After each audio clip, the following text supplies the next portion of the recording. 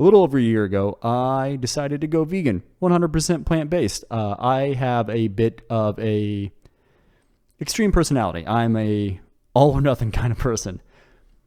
And I watched a few documentaries. I was going to make a 30-day vegan lifestyle video on my main YouTube channel.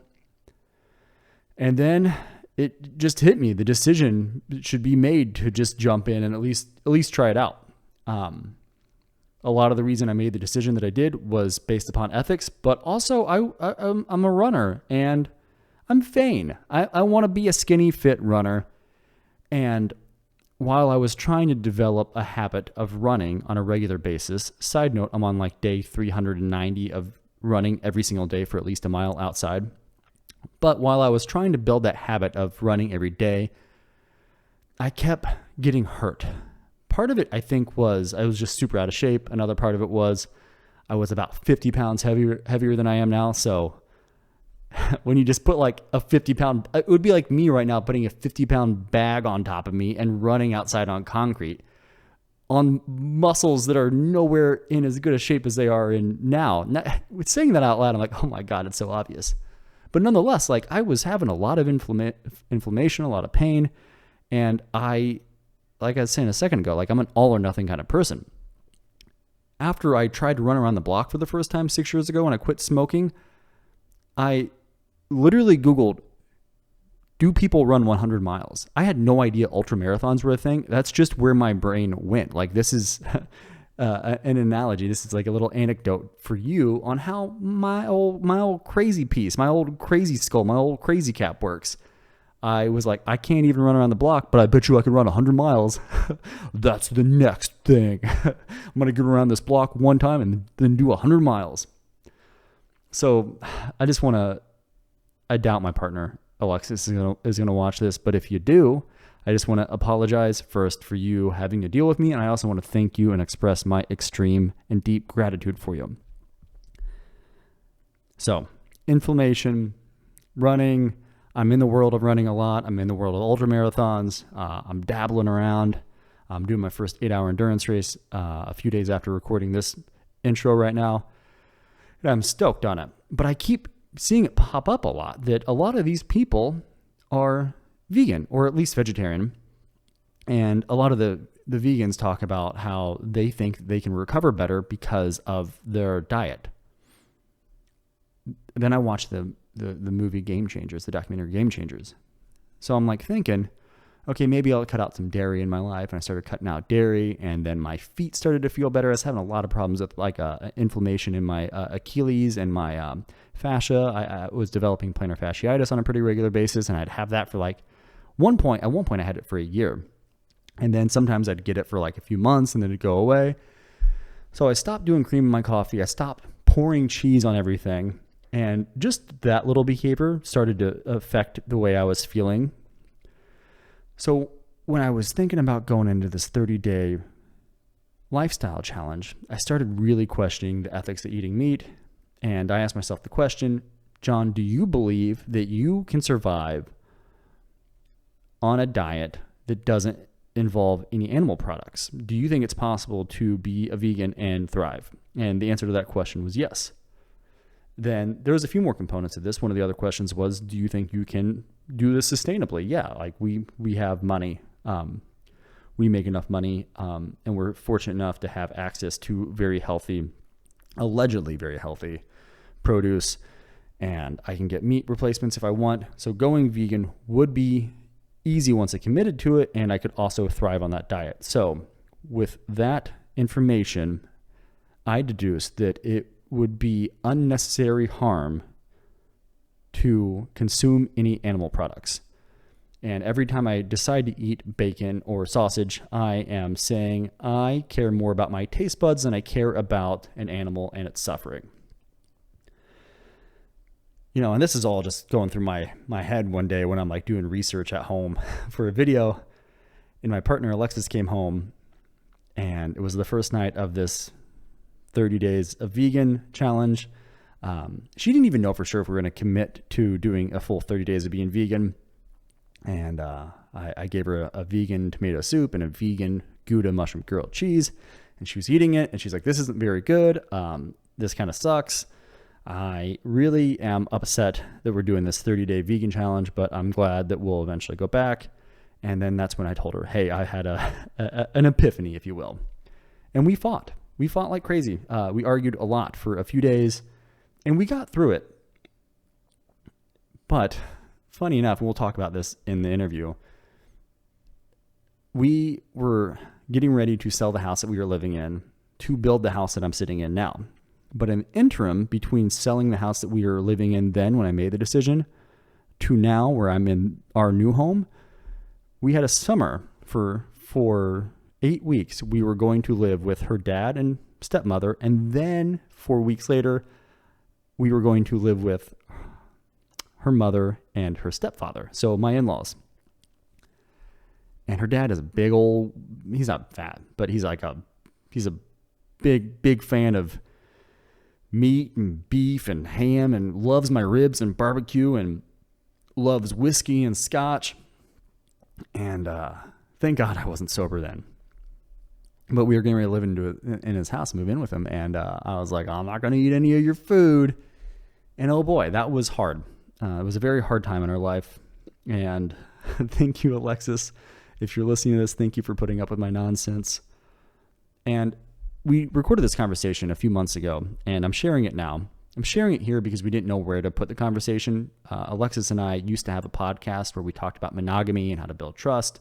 And we talk about that in this conversation. Like, how do you change when you're in a relationship, when you're in a long-term committed relationship? We're engaged to be married. We also talk about that. And we also talk about how we've been engaged for a few years.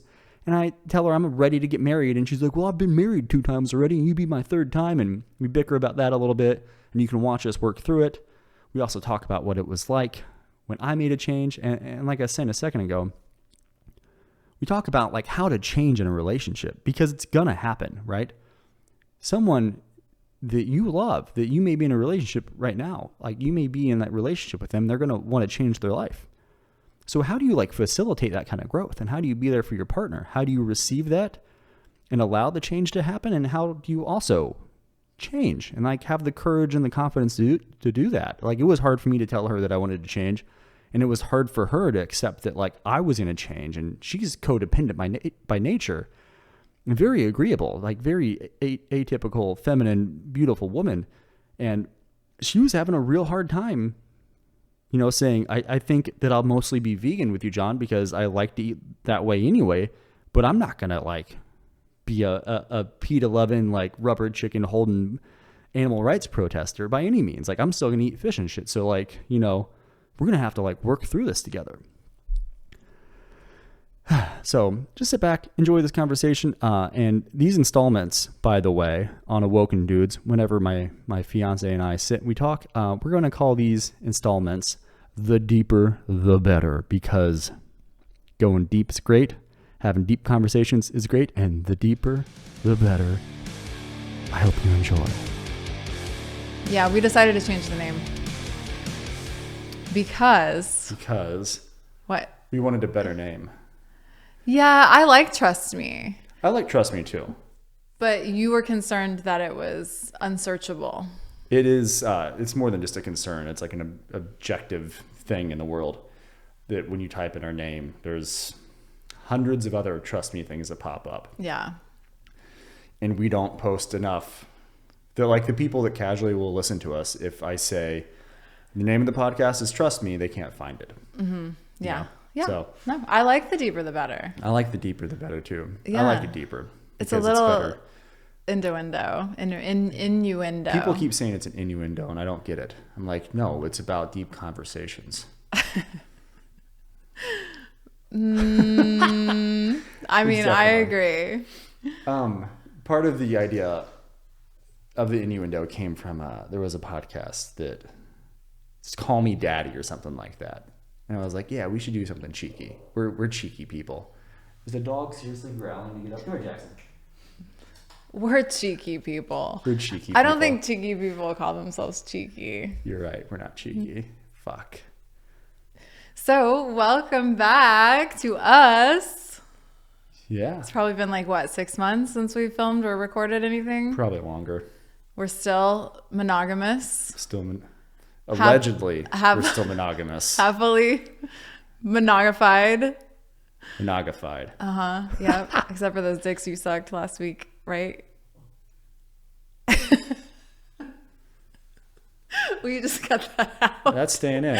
No. Why would you say that? But you don't want people to know that you did that, though. Or change the name and you just make it all like explicit nonsense. I thought we were going to do the same shit with just a different name. And then you're calling me a de-esser. I'm fine with it. I want you to explore your sexuality. But I think that's still monogamy. tight, isn't it? Huh? Kind of? No. What if in a monogamous relationship you draw boundaries and you're okay as long as everything that happens is within those boundaries? That's fine. So what is monogamy? Don't hit me up on Instagram and slide in my DMs asking me to S your D because Alexis said that I do. That's not a thing. I don't know why she said that. It's not in the notes. Let's we see. really Let's don't go over the have an notes. itinerary First today. podcast here. Deeper the better. Awkward silence. Check, check, check. Alexis breaks awkward silence by saying that I performed fellatio. Not on the list. It does say vegan penis / broccoli boner. We're not there Oh, yet. okay. We have to wait till the end to talk about broccoli boners, BBs. We're in our new house and we are still monogamous. We have our kids and everyone's happy and healthy and we're super grateful Are they? for all that. We are grateful. Are you happy? I'm happy. I'm happy. Look, I know monogamy is hard. That's why we're doing this, I right? don't think monogamy's hard. We oh. Maybe it's hard for people that don't have the best partner. Yeah. Yeah. Yeah. Yeah. I mean, I think it's hard still to be in a relationship.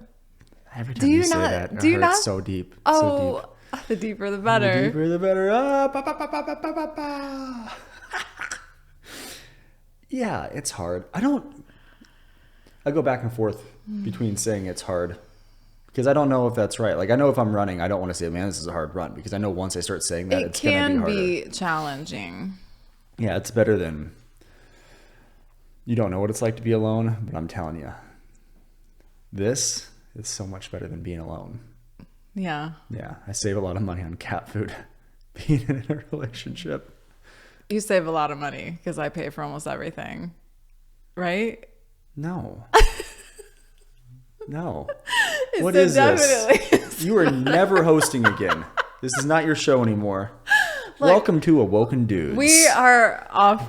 with John. We are on a tangent. Today my guest is Alexis. The My badass. forever fiance, FF. FF. She loves my BB and she's my FF. Forever My fiance. We're never getting I married. don't know if you guys knew this or not, but we've been engaged for several years at this point. Forever fianced.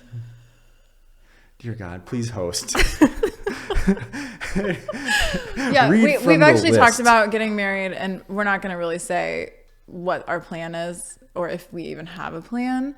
But We might have a plan. No one listens to this podcast. Anyone that listens to this it's- podcast has stopped at this point. it's going into this will be my third marriage, right? And Third and final. honestly, it's scarier than the first two because I'm like, well, this is the third one. This has to work, right?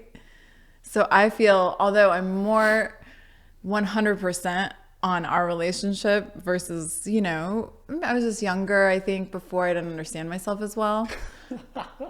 There's still a part of me that's like, whoa, this is a serious commitment, Yeah. right? Yeah. Yeah. It's good though. We're gonna get married soon, we Yeah. think. Does it feel like a serious commitment? Yeah, that's what I'm just saying to you. Does it not to you? Oh, great. No. You still have No, three no. more to go, so you're probably not feeling very serious about your first marriage. I mean, I feel like I committed my life to you even before you left your husband to be with me. No, Stop. in all seriousness, I do feel like I committed my life to you in a very real way at the very beginning of us being together. That's because you knew I wasn't gonna have it any other way. True or false? That's because you are the best And I didn't want to hate myself for fucking up with the best. Yeah. So at the beginning of a relationship, like I've said this so many times, maybe I've said this on this podcast, but like I didn't want to look back on a relationship and be like, you shouldn't have done that. Now I've got a few things that I definitely would look back on and be like, you shouldn't have done that. But I'm trying to like limit those and keep them as minimal as possible. No regrets, man. No regrets, bro. So we wanted to check in, right? Yeah. We're still monogamous. Still We're in monogamous. a new house. We want to keep sharing our relationship experience with people and get feedback from others. Yeah. And I think that it's important that we discuss what it's like when your partner is a vegan, like a strict vegan, and you're not. So let's talk about how that is going within our relationship. Spoiler alert, it's going very well. By the way, do you like my shirt choice? Yeah. Honey is such a controversial thing in the world of veganism. So I thought this would be appropriate to really get the conversation sparked here. Yeah. Yeah. Yeah. Good job. So yeah, John's a vegan. John has been a vegan now. I don't know if you're listening, if you've heard our previous podcast on what the hell my partner went vegan without talking about it with me. I don't remember the name of the podcast episode. It was something like that. It was close. Like, yeah. And we almost broke up, I feel like. I mean, should we just say that for drama's sake? Well, you ruined it by saying that we should say it for drama's sake afterwards. I remember standing at the foot of the bed and telling you that I didn't think I could take the life of a sentient being anymore. And you had the blanket up and you're like, I just don't think I can look at you the same anymore. You're an evangelist. You've changed. It was very real. It felt very intense for a few days. Your dad getting really mad about it didn't help anything because we're getting ready to live with our in-laws for the entire summer. Yeah, we'll talk about that in a second. But I don't think we almost broke up. No, I was kind of kidding. It was definitely like a betrayal. It felt like a betrayal, and I talked about that in our last episode. You know, because it was like we had been discussing it and like watching documentaries and thinking, how can we strategically implement this into our lives? We've got 2 kids that are like preteens and teens. Well, just still preteens, I guess. Yeah. And, you know, you eat more meat than any person I've ever known. Like you used to. 8 more meat. Yeah. Like you would get the Slaughterhouse 5 pizza, like 5 types of meat. And I would, it was always really like overwhelming to me, the amount of meat that I watched you consume. Yeah. So it was such a shock, I think, when that Sunday you were like, by the way, I'm vegan now. Yeah. And I was like, what? Yeah. But you're the cook. Yeah. You cook all the meals. You know? That means I'm vegan now too. What the fuck? I wasn't ready for it. But honestly, I've been plant-based. And I would say like 90%. Like I still have dairy sometimes, and I definitely eat honey. And I think it's wonderful. It's been going really well. And I think it's important for the future of our planet to just be mindful about what we consume on a daily basis. So that has really helped me, just looking at it from that perspective, like mindfulness, like on a daily basis when I'm eating, I'm just paying more attention to like, okay, what am I actually putting into my body, right? Yeah. So. You know, when I was eating pizzas or an entire pizza with like 17 different animals on it, you can pick up the dog. He's just going to whine the entire time. Speaking of eating meat, Jackson, guess what's on the menu tonight? An interrupting Yorkie. What's up, bro? Interrupting Yorkie. Yeah.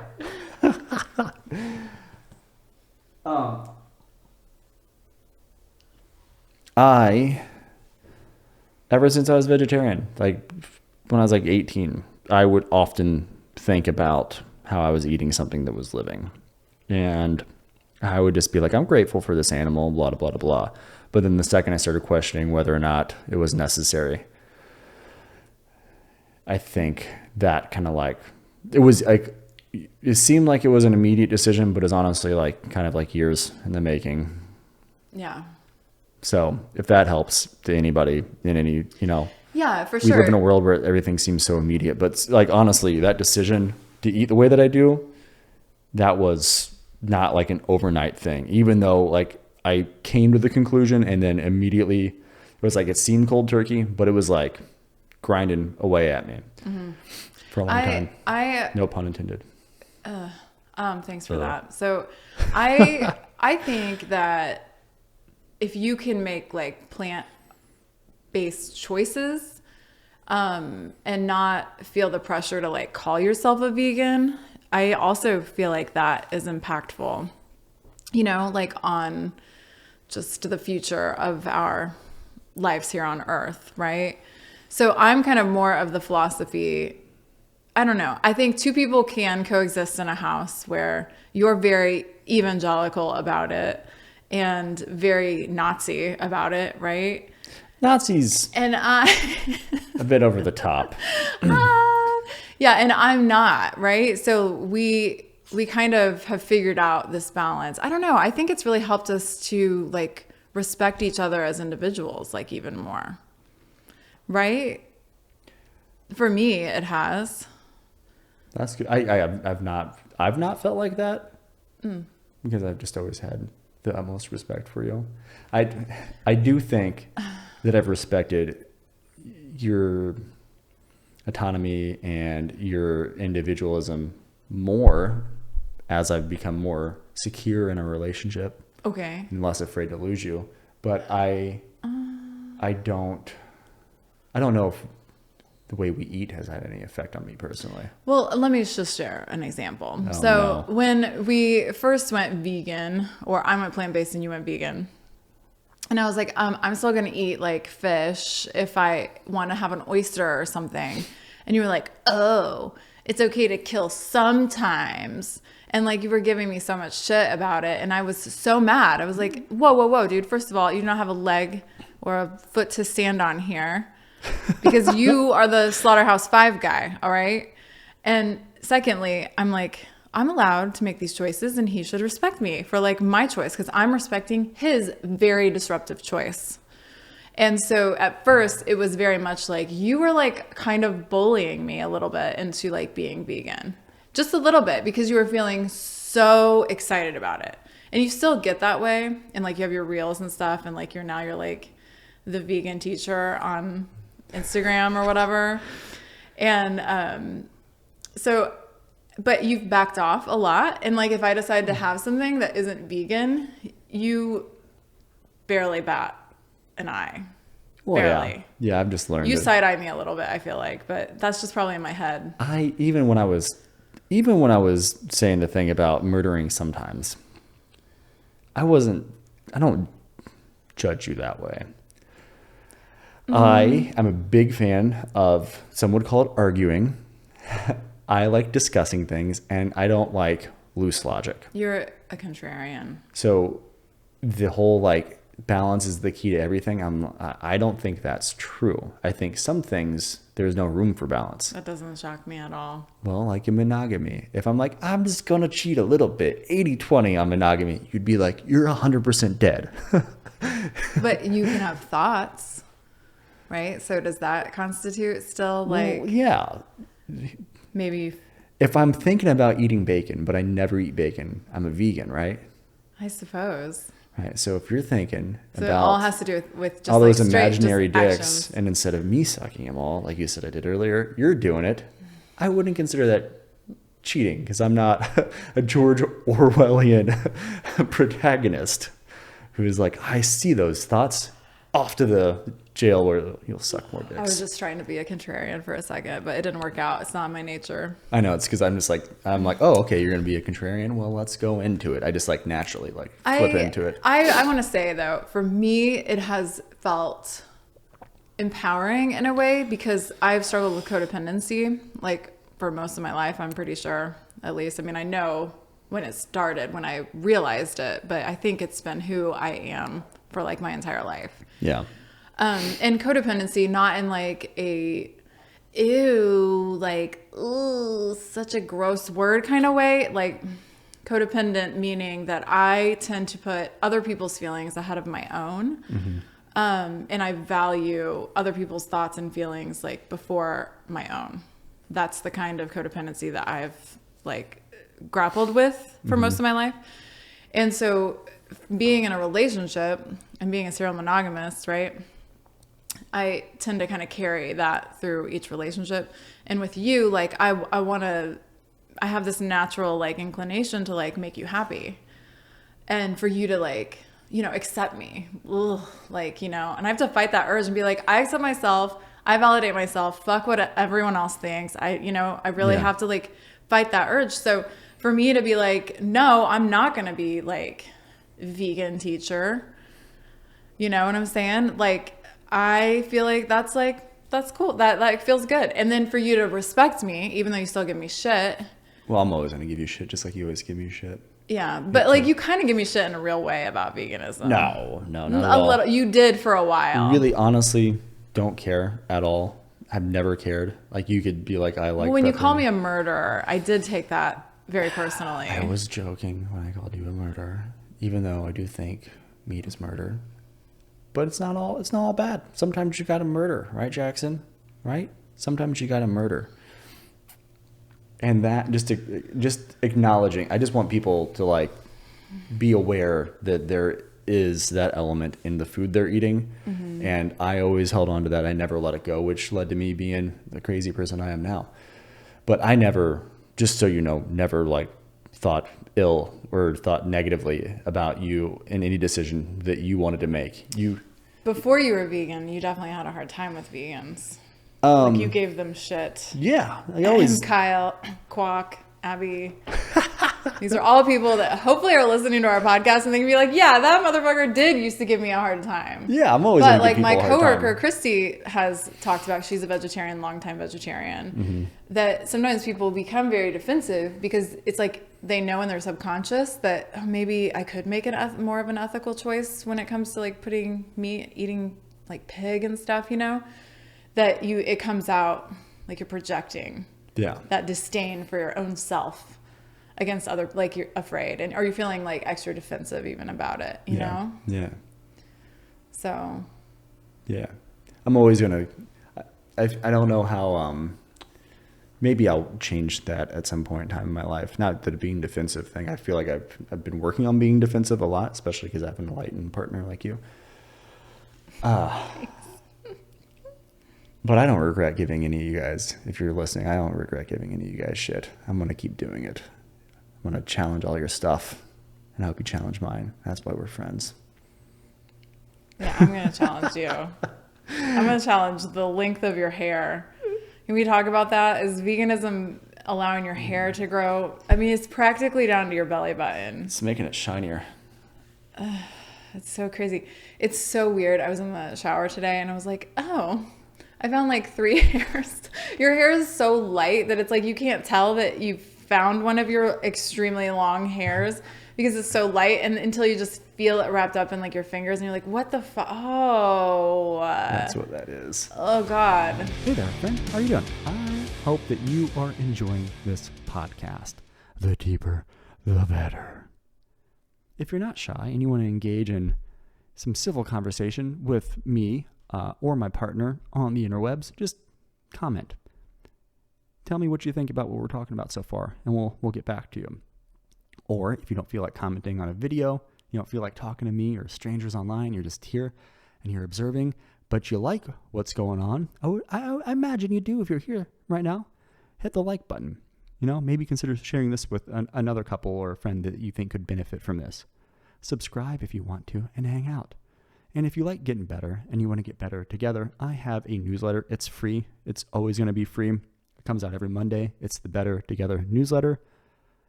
This last week, I just thanked the people that were on the newsletter for being there. Sometimes I just talk about random insights I've had, different struggles I've had, and how I've gotten through them. I have been known to share music that I'm into, or a movie I watched, or a book that I'm listening to or reading that's been helpful. But like I said, it's free. It always will be free. There is a link to that in the description of this video. And now back to the deeper, the better. Oh boy. What's up? What's on this list? All right. So we were talking about your hair and how long it is. That's all. It's time to cut it, I think. Let's take a poll. We'll put it on Instagram. Should John cut his hair? Okay. Anyway, we'll go back to talking about veganism, right? Yeah. When you've got two people in a household that don't eat the same. But I've been eating plant-based every night pretty much. So, and the kids have too, because it's really delicious, actually. Yeah. And I have made some delicious vegan meals. You have? And you have as well. Thanks. And over the summer when we lived with my parents, your in-laws, it was kind of weird because we didn't really eat together often, like all of us. Because I do think veganism is not something that our parents' generation is like super, I don't know, acquainted with. It was definitely more of like an obscure thing. Yeah. I would imagine. But it doesn't feel like that at all, like after you do it. It's like a mild inconvenience for like a week. Yeah, and it's just it's so easy because of all, if you really like cheese, like the plant-based cheeses are amazing. Yeah. But I don't know. You can be such a lazy vegan. Which isn't super healthy. But It does it's not require super more healthy cooking to be healthy in general. In any diet, yeah. Yeah.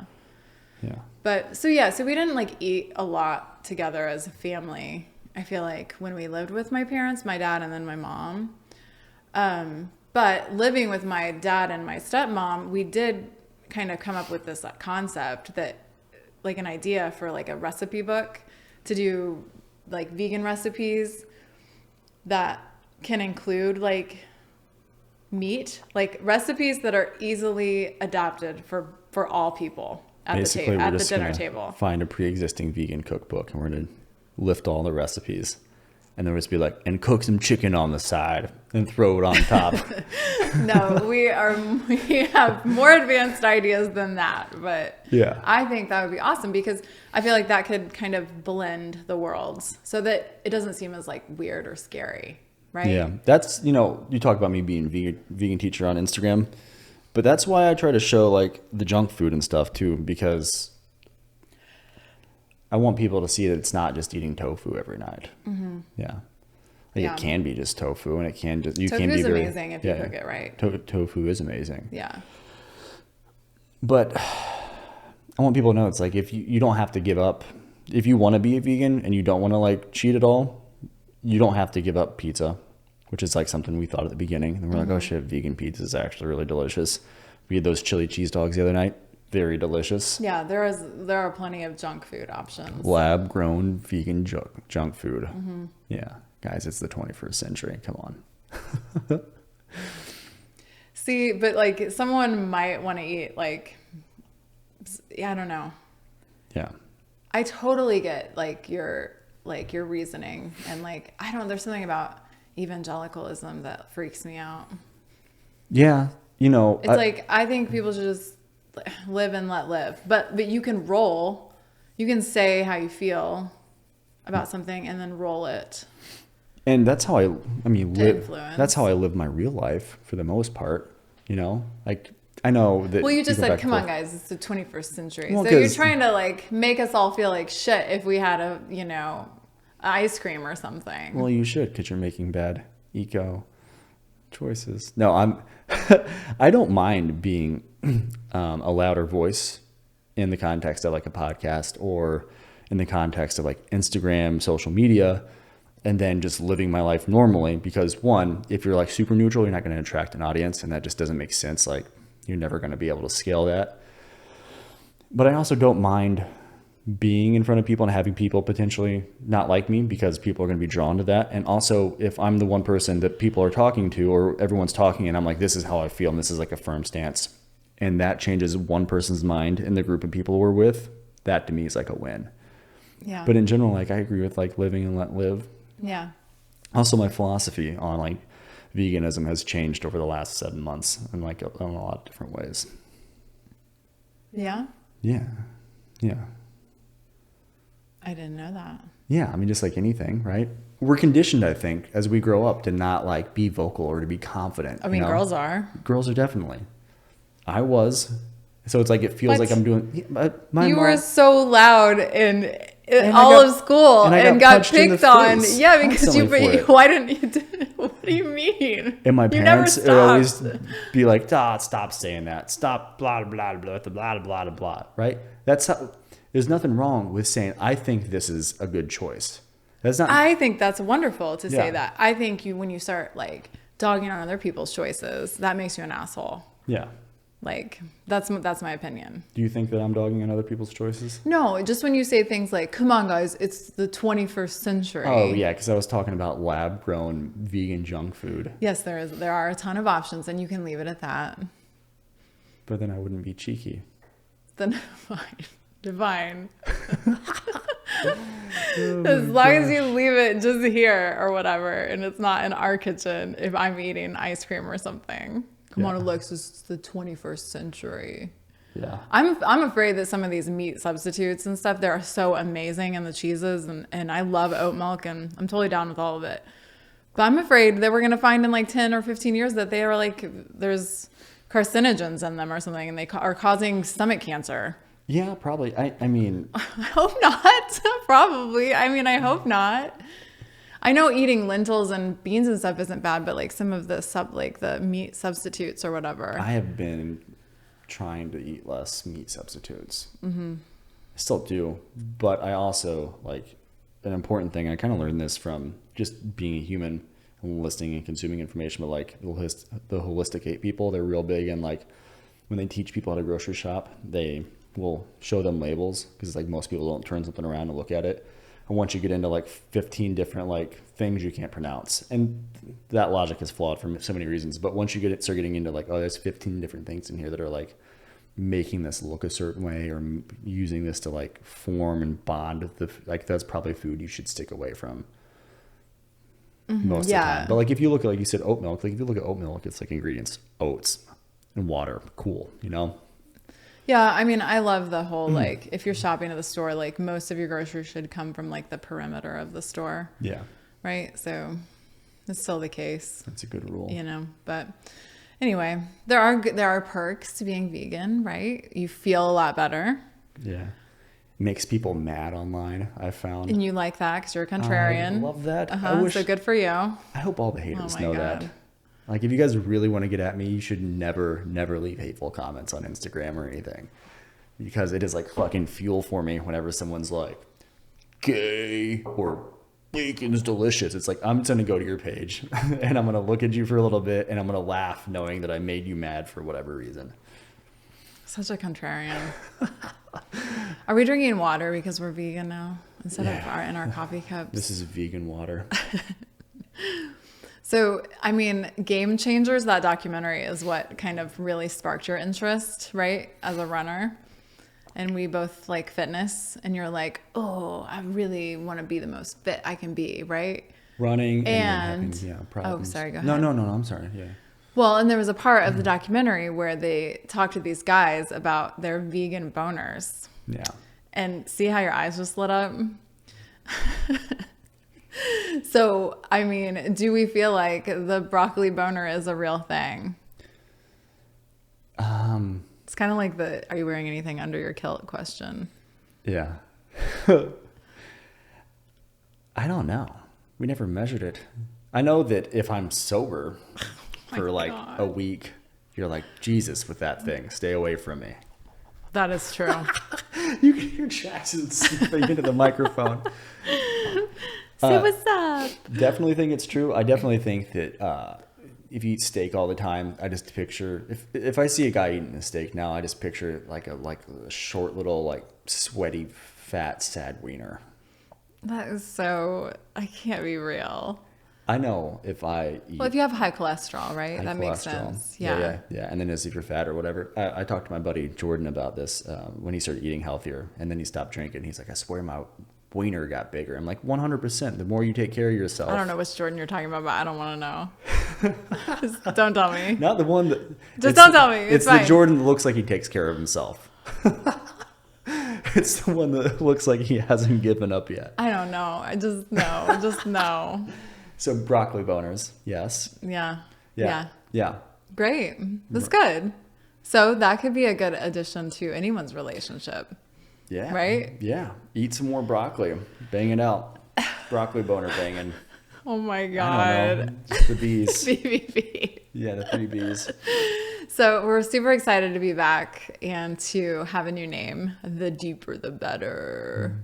Yeah. And we can't wait to share some more stuff with you guys. What are we going to talk about porn again?